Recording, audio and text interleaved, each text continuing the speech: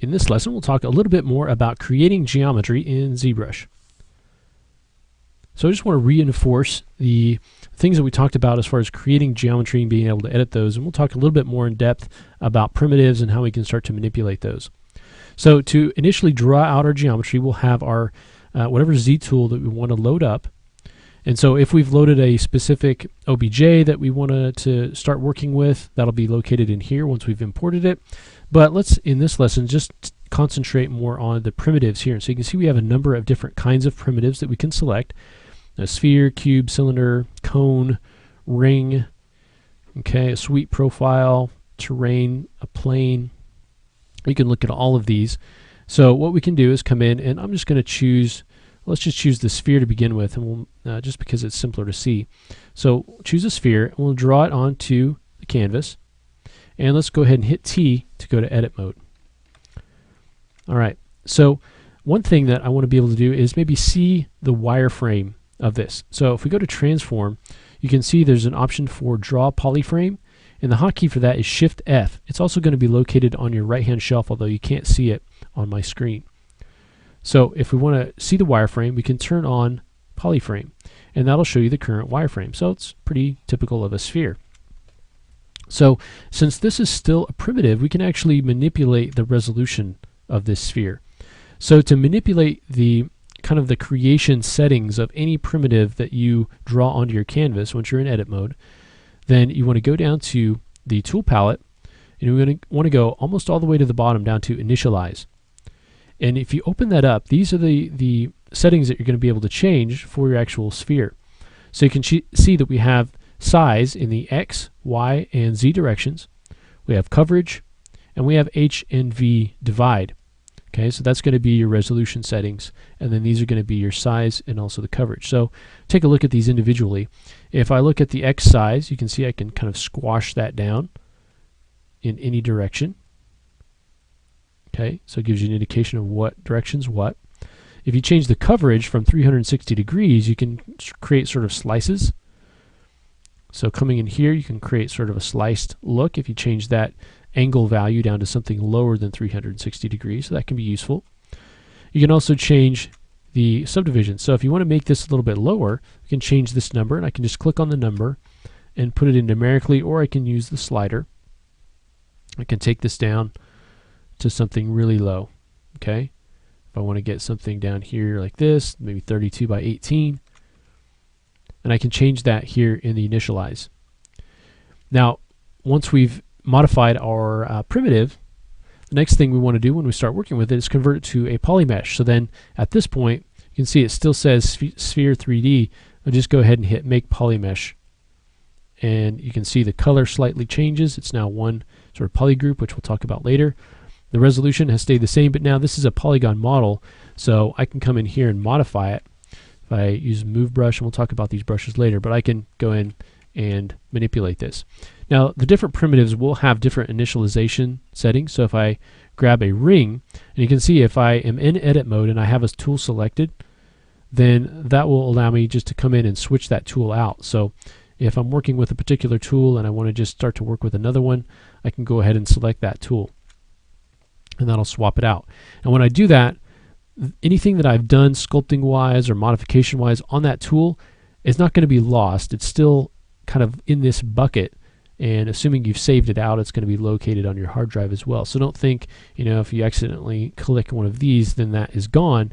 All you have to do is go back in here and get it back, draw it back onto the canvas. In this case, you don't even have to draw it back onto the canvas, you just have to select it. So with this one selected, again, we'll go back down to initialize, and you can see here we have some different settings. So we have a small radius, we have radial coverage, which again is like that sphere, so you can see we can create sort of a partial ring here. In this case, we also have scale, so this is kind of cool. You can create kind of a trailing effect here, kind of a horn kind of a look. Okay, you can also twist it, so you can see how that geometry is twisting. It can be useful.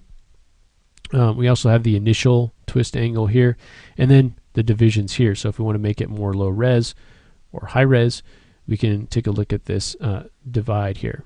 Okay, so there's two options here going in both directions. change the scale back up to 1, and it's the same on both sides. You can see you can take the twist down to 0, get the coverage back up. So each primitive will have its own set of options for you. And then once you get where you want to go, you got to scale it down. I want to make kind of a horn, let's say. Increase the radius. So once we've got that, we can now go in, make that a polymesh, and now we've got a polygon model that we can start to change and manipulate. All right. So when you're working with primitives, you draw them out onto the canvas. Make sure you go to edit mode, and then you can change a lot of the different settings for those by going into your initialize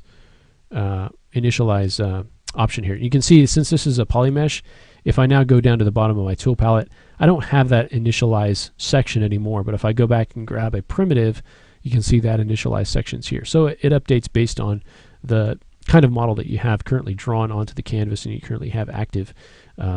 It will tell you what you need to do. And if you try to sculpt on this, it's going to give you an indication that you need to make it a polymesh. So it's not going to let you modify it or sculpt it if it's still a primitive. Okay, so those are some of the primitive shapes that ZBrush provides, and actually is kind of surprising how many different kinds of shapes you can get from some of these. You can see we have a gear right here. We can go into initialize. We can change the coverage. Here's the kind of the thickness of the width, the inner radius, how that's skewed, outer radius.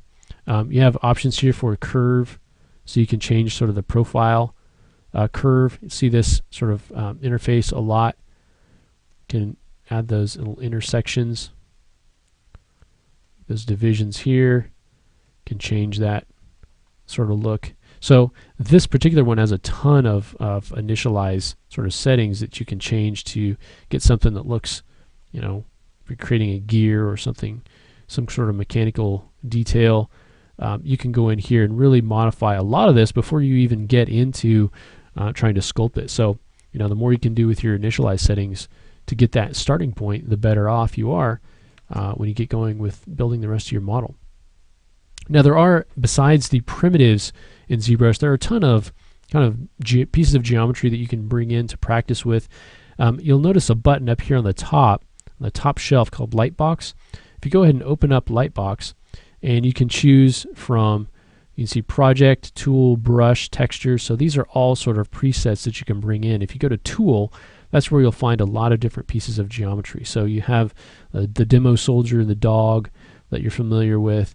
There's a lot of different types of models in here that you can start with just to take a look at examples of things that you can bring in. If you just want to kind of load that up, you can just double click on that. That'll bring that up. And the comma key will bring up Lightbox as well. And so now I've got this in edit mode. You can see all the wireframe. So if I turn off polyframe, that'll show me that. You can see the model that I currently have is taking on the aspect of whatever material that I currently have selected. So if I change the material, it's going to change the look of the model. Now there is a way to fill the model with a particular material, but in this case, leaving that unfilled enables us to change materials and see what different materials look like on our model. So we'll talk more about materials later, but that's kind of why that's changing. And now we have a kind of a model here made of multiple subtools, which we'll talk about in a minute. But you can access those starting points in Lightbox. There's, again, a ton of different kinds of things that you can load up. Also, different projects. Projects are going to enable you to load up more than just a particular model, but an entire project, which includes a lot of other information.